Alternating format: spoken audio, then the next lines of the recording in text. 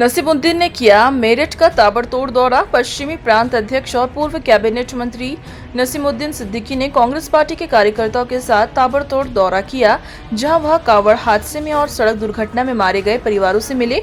वहीं कांग्रेस पार्टी के नेताओं की क्लास भी लगाई। उन्होंने कांग्रेसियों को दो टूक कहा कि अब कांग्रेस में पुरानी व्यवस्था नहीं चलेगी। जो काम करने वाले हैं वह मजबूती से काम करे। जिन कार्यकर्ताओं को काम नहीं करना, सिर्फ फोटोबाजी करनी है, वह कांग्रेस से बाहर जा सकते हैं। उन्होंने कहा कि 2024 चुनाव हमारे लिए करो या मरो की स्थिति का चुनाव है। यह संविधान को बचाने का चुनाव है। इसमें हमें एकजुट होकर बूथ पर चुनाव लड़ना होगा और कांग्रेस पार्टी को जिताना होगा। उन्होंने कहा है कि मणिपुर की घटना देश के लिए कलंक है। अब इस पर तुरंत रोक लगनी चाहिए।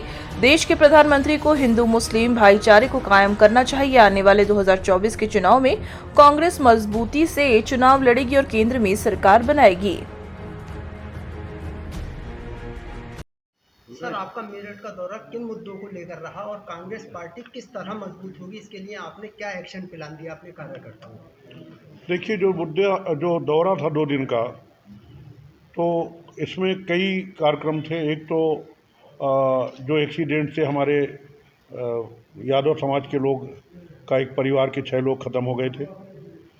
दूसरा, रावली चौहान में जो कांवड़िए हमारे करंट लगने से ख़त्म हो गए थे, उनके सबके यहाँ जा कर के शोक संवेदना व्यक्त करना। वहाँ मैं अपने साथियों के साथ, जिला अध्यक्ष जी हैं, हमारे शहर अध्यक्ष जी हैं और दूसरे साथियों के साथ मुनेंद्र सूद जी हमारे बैठे महासचिव हैं, इन सब के साथ हम लोगों ने जा कर के वहाँ शोक संवेदना व्यक्त की। फिर संगठन का काम किया।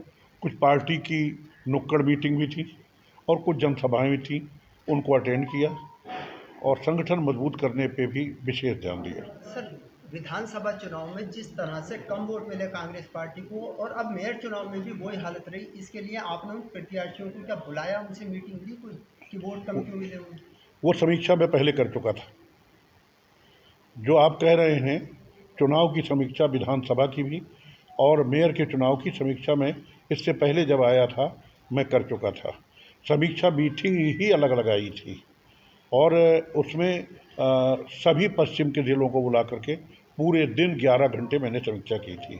तो वो पहले हो चुकी थी और उन चीज़ों को जिसमें जो कमी रह गई है उनको दूर करने का प्रयास किया गया, लगभग दूर हो गई। अध्यक्ष जी, भाजपा को घेरने के लिए इंडिया बना है और अभी तक पीएम चेहरे का कोई घोषणा नहीं हो पाई है, तो क्या मान रहे हैं सर इस संगठन की उनकी की गई है वो सरकार? अब आप कहेंगे आपने फर्स्ट नंबर की पार्टी को नहीं पूछा।